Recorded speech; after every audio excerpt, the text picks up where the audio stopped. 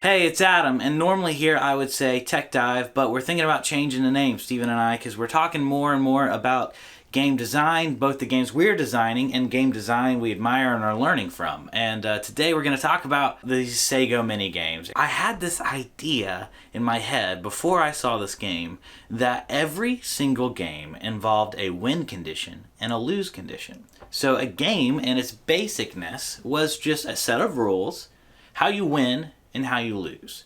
And so if you had a win condition and a lose condition and rules, you had a game, and the mechanics were just how those rules were fun. I completely reimagined that entire thing. I don't think that games work that way anymore. And the first thing that broke my brain, this is years ago when I first saw this, I saw a Mark Brown video, but I've got the link to the video below, but this video was about how come games treat death the same way, and should they even have death? Like, is the penalty necessary? Sometimes it might even detract from the style of game you're trying to do. Like, yeah, how come a win in a lose condition is always a death mechanic? Then my son started playing this game. Now this is a pink one. This is my girl's one. She's just now to the age where she can start enjoying them too. But when he hit this age, he was about 2, and he started playing a game on his Kindle where you couldn't lose.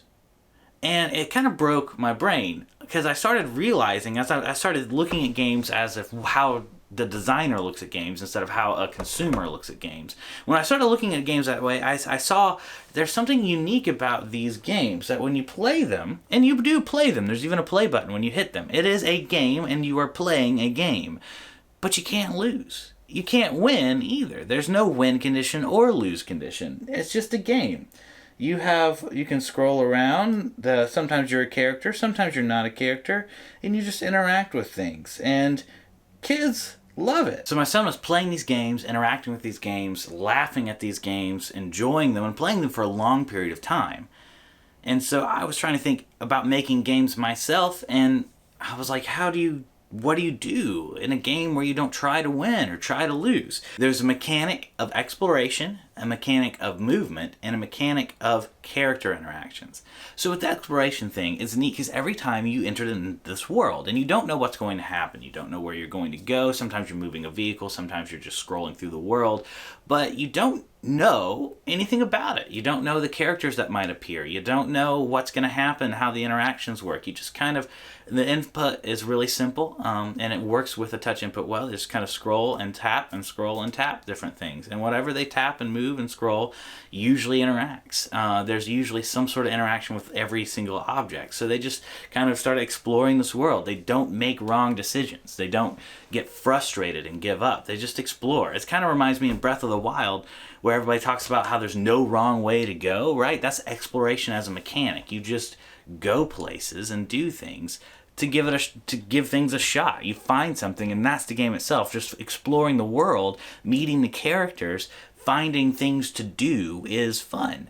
And that it exploits that without a win and lose condition. The next thing it does is a mechanic of movement. And the one I've got up here, there's no particular character you can move, but you can move all the characters, and it's just kind of fun. The characters kind of swing and sway around. It's responsive when you move. You can scroll through and see the world very quickly. But there's also games that are more movement focused, where you can just grab the character and rock it around, or make a car go faster or slower, or fly in the air. And the movement's always responsive, and it's always fun. It's fun to see your character move around, and it's fun to flick it. The motion itself is just fun, how you can interact with the objects. So I think it dials into this base mechanic of movement that it's just fun to interact with. The final thing I've noticed is character engagement. Now, there's more to these games than just these things, but I think it's the really core mechanics that make them work. It's the core reasons these games can engage children so well, and even adults a little bit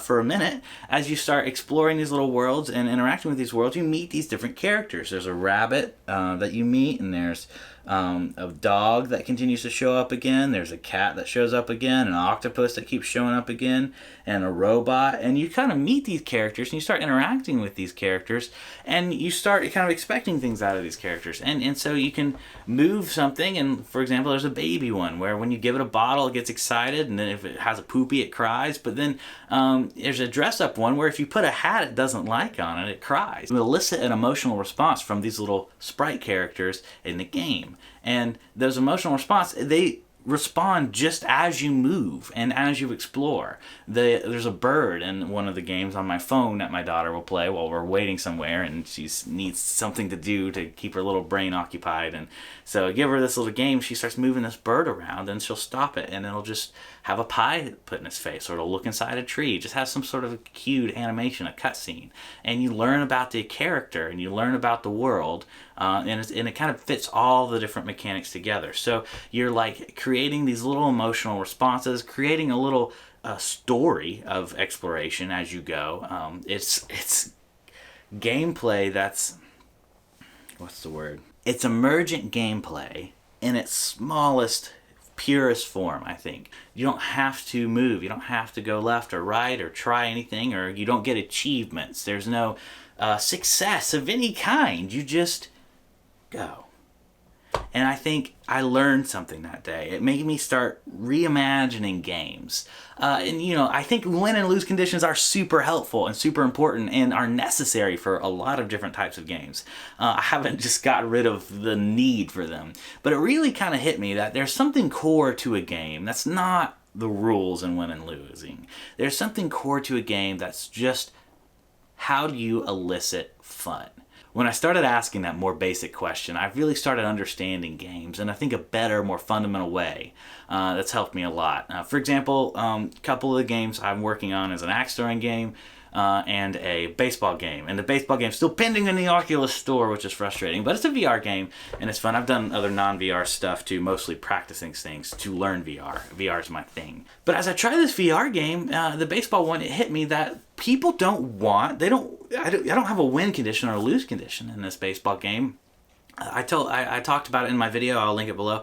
It's a dad replacement game, right? And so the idea is that when you're a kid, your dad just pitches you the ball over and over again. You don't have to pay him. He's your dad. He loves you, and he just keeps throwing and throwing this baseball over and over again for you to swing it. I was doing it for my son. I was just thinking about how it's not fun for me. It's fun for me to see him grow and learn how to play and swing at a ball, but it's not the fun. It helps him get right to the fun. It helps him jump into the game of baseball and get right to the part of it where you just practice hitting. It's a batting cage. So that's why in my VR game I decided that I wasn't going to have a win condition or a lose condition or thousands of unlockables or things. I just wanted it to be a cheap, simple game where when you jumped in, you don't have to play 10,000 hours. You just jump in, and when you want a batting cage, you got it. It's fun. You swing, you hit. It feels like baseball, plays like baseball. Still kind of refining some of the rougher edges a little bit.